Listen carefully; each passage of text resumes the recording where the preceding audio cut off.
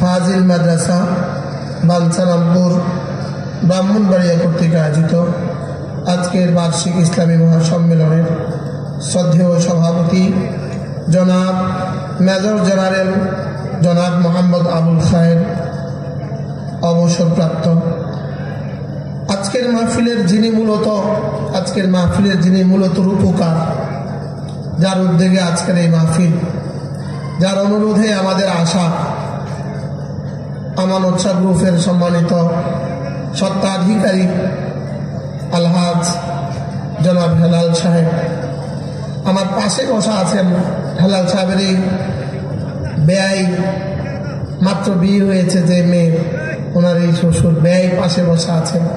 মনে হয় চেয়ারম্যান সাহেব আছে সাথে, তিনি